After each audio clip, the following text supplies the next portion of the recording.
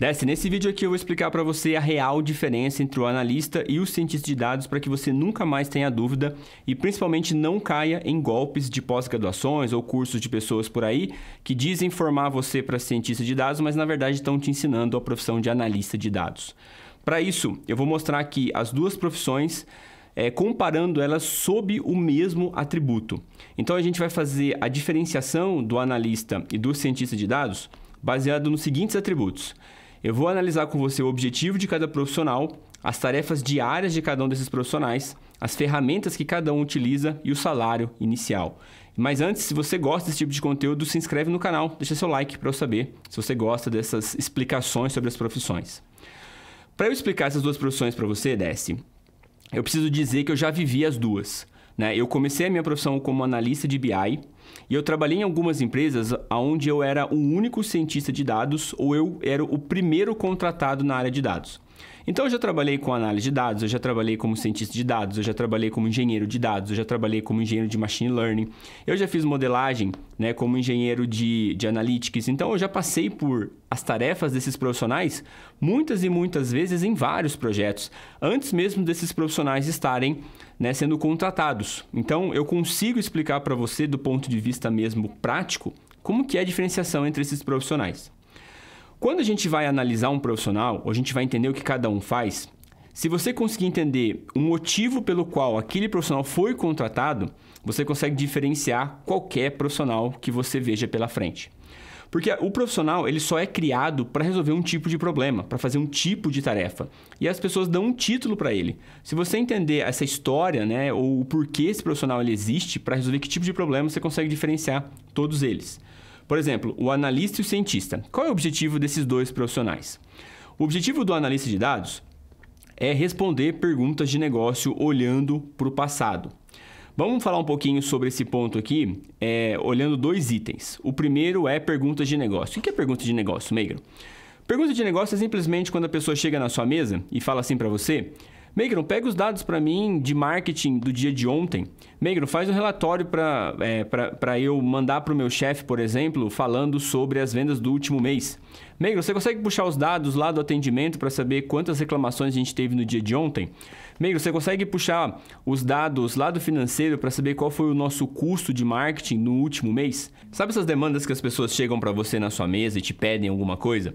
Em algumas empresas que não têm estrutura, a pessoa chega na sua mesa e pede para você. Em outras, elas mandam um e-mail fazendo uma requisição. Em outras, você tem uma ferramenta de gestão de tarefas. Enfim, de alguma forma, essa demanda ela vai chegar para você em formato de pergunta. E aí você vai, então, analisar os dados e vai responder para essa pessoa. Você vai puxar os dados, por exemplo, e vai entender quantas vendas aconteceram nos últimos 30 dias. Vai pegar lá o dado do financeiro e vai fazer uma análise mostrando qual foi o custo de marketing dos últimos 6 meses. Vai baixar os dados do atendimento e entender quantas reclamações tiveram na última semana. Enfim, você vai pegar esses dados, vai investigar, vai analisar esses dados e vai responder a pergunta para essa pessoa. Mas preste bastante atenção nesse meu discurso. Ele é sempre voltado para o passado. Quantas vendas foram feitas nas últimas semanas? Qual é o investimento de marketing do último mês? Qual o número de reclamações da última semana? Então, o analista ele tem um foco em analisar os dados para responder perguntas olhando para o passado, para descrever algo que já aconteceu. Tá? Agora, do ponto de vista do cientista, ele faz quase a mesma coisa, apenas por um único diferencial. O cientista de dados ele analisa os dados para responder perguntas de negócio olhando para o futuro. Então, enquanto o analista ele analisa os dados e descreve o passado, o cientista ele analisa os mesmos dados, mas ele cria cenários futuros. Então, o analista, por exemplo, ele responde perguntas de negócio do tipo assim: Meigron, você consegue prever para mim quantos itens nós vamos vender nos próximos 6 meses? Meigron, você consegue prever qual é o número de pessoas que vão entrar na loja nos próximos 3 meses? Meigron, você consegue prever para mim qual vai ser o retorno dessa campanha de marketing que o time está preparando? Meigron, você consegue fazer uma previsão de qual vai ser o volume de vendas, por exemplo, ou volume de reclamações no Natal, para eu saber quais pessoas contratar? Então, observe que o cientista de dados ele analisa os mesmos dados, mas ele analisa com o objetivo de olhar para o futuro. Em criar cenários futuros que digam o que vai acontecer se a empresa ela manter o mesmo ritmo. Então, o cientista de dados, ele olha os dados, entende os padrões, o comportamento e reflete isso para o futuro e responde as pessoas com um olhar para o futuro. Então, esse é o objetivo desses dois profissionais, tá? Um é olhar e descrever o passado, o outro é olhar e fazer uma previsão do futuro. E por isso as tarefas diárias de ambos os profissionais, elas se diferenciam um pouco. O analista de dados, ele trabalha muito fazendo análises descritivas e também diagnósticas. Quando você faz uma análise descritiva, que você descreve o que aconteceu, então, por exemplo, eu peguei lá uma campanha de marketing e eu fiz uma descrição dela. Então, quanto foi investido, quanto foi retornado, quantos novos clientes vieram pela essa campanha, quantas vendas aconteceram, quais itens foram vendidos nessa campanha, quantas reclamações tiveram, qual é a categoria mais vendida. Então, estou descrevendo isso. Quando você apresenta essa descrição para a pessoa, para responder uma pergunta que ela te fez, a segunda pergunta que ela vai te fazer imediatamente é: tá, mas por que as vendas aumentaram? Por que o retorno de marketing foi tão baixo? Por que o número de clientes foi tão pequeno? Por que essa categoria vendeu mais? A pessoa quer descobrir um pouco as causas, tá? E aí a gente vai para uma análise do tipo diagnóstica, onde a gente não vai conseguir explicar realmente a causa e efeito, mas a gente vai conseguir encontrar correlações de ações, alavancas, que podem ter feito com que aquele número aumentasse ou diminuísse. Então, o analista de dados, ele foca principalmente em análises descritivas e diagnósticas. Outra parte do trabalho do analista de dados, ele passa praticamente a maior parte do tempo dele fazendo visualizações de dados, criando indicadores, criando métricas, criando gráficos de acompanhamento, montando painéis que a gente chama de dashboards, que tem gráficos que dizem respeito ao mesmo objetivo. Por exemplo, então é um painel de marketing. Ali você tem gastos, faturamento, campanhas, novos clientes. Você tem um painel, por exemplo, de vendas, novas vendas, produtos, vendas retornadas e assim por diante. Então ele passa grande parte do tempo trabalhando ali, criando visualizações de dados. E esses dois tipos de tarefas, eles são tarefas que a gente chama de tarefas ad hoc. O ad hoc aqui é um termo do latim, o pessoal lá do direito usa muito, mas significa tarefas que não têm uma sequência, ou que você não tem obrigação de dar continuidade para aquilo. Sabe aquela tarefa que você faz, apresenta e aquilo morre? Aquilo não tem uma continuidade, aquilo não dá origem a um projeto, não é parte de algo maior? Então, o analista de dados ele trabalha muito nesse cenário, fazendo tarefas ad hoc, fazendo pedidos que pedem para ele, respondendo pedidos que pedem para ele. Até tem uma piada interna dentro da área de dados, falando que o analista ele trabalha numa pastelaria. Ele frita um pastelzinho de dados ali, porque todo mundo chega e fala: ô, dá para puxar os dados ali dos últimos 6 meses, é rapidinho, Ô, pega para mim os dados de marketing ali da última semana, é fácil de fazer, Então, a pessoa sempre acha que tudo é fácil, então sempre pede um pastelzinho ali, a gente vai lá, frita um pastelzinho de dados e entrega para a pessoa. Então, a tarefa diária do analista tem muito mais essa coisa do apagar o incêndio, De você estar sempre ajudando o time de negócio dentro da dinâmica da empresa. Então, é importante entender que essa diferenciação também ajuda você a diferenciar esses dois profissionais. Porque do ponto de vista da ciência de dados, as tarefas diárias são as seguintes. O cientista, ele trabalha muito mais com análises preditivas e prescritivas. Então, quando a pessoa chega para você e pergunta assim: quanto a gente vai vender daqui 6 meses? Quantos itens serão vendidos daqui 6 meses? Você vai lá, treina o algoritmo, faz a previsão no futuro e dá uma resposta para ele. Aí ele vai perguntar assim para você: tá, mas o que a gente tem que fazer agora para que isso aumente? O que a gente tem que fazer agora para que isso diminua? E aí você vai fazer uma sugestão do que deve ser feito. Essa análise, essas sugestões que você faz, ela fica dentro da análise prescritiva. Ou seja, você vai prescrever para ele ações que você julga necessário fazer que tenham maior impacto. Então você, na hora que faz o algoritmo que prevê o futuro, cada um desses algoritmos ele tem uma variável que impacta mais ou que impacta menos. Então, você consegue olhar ali o que você deve sugerir para a pessoa de negócio fazer. Então, sei lá, aumentar preço, diminuir quantidade de produto, aumentar investimento em marketing, mudar, por exemplo, a campanha. Você faz sugestões mesmo do que você acha que tem maior impacto naquela ação que vai fazer o número de vendas aumentar ou diminuir. Então, você faz uma análise prescritiva quando você apresenta uma análise preditiva. Provavelmente é a segunda pergunta que vão fazer para você quando você apresentar a análise preditiva. Além disso, o cientista de dados, ele passa a maior parte do tempo treinando algoritmos. E não é simplesmente treinar o algoritmo, tá? Para você treinar um algoritmo dá muito trabalho. Você tem que coletar os dados, tem que tratar os dados, tem que limpar os dados, tem que substituir os dados faltantes, tem que estudar os dados, tem que estudar o espaço onde esses dados estão, né? Tem que criar features, tem que preparar essas features para ser treinado, depois você treina o algoritmo. Então, a gente passa a maior parte do tempo fazendo essa preparação para treinar os algoritmos. É por isso que essas duas atividades, elas estão dentro de um projeto. Então, o cientista de dados, ele trabalha muito mais voltado para desenvolver projetos, né? Esses projetos, eles resultam no que a gente chama de produto de dados. Então, um algoritmo de previsão de vendas é um produto de dados, um algoritmo de recomendação de produtos é um produto de dados, um algoritmo de classificação de bons e maus pagadores é um produto de dados. Então, o cientista de dados trabalha muito mais em um projeto. As atividades, elas são conectadas e o que você faz faz parte de um todo, tá? Diferente ali do analista, que muitas vezes ele vai fazer as atividades e aquilo não tem uma continuidade, tá? Ferramentas. O analista de dados, ele possui, né, ou ele trabalha diariamente com essas ferramentas aqui. Coloquei as principais.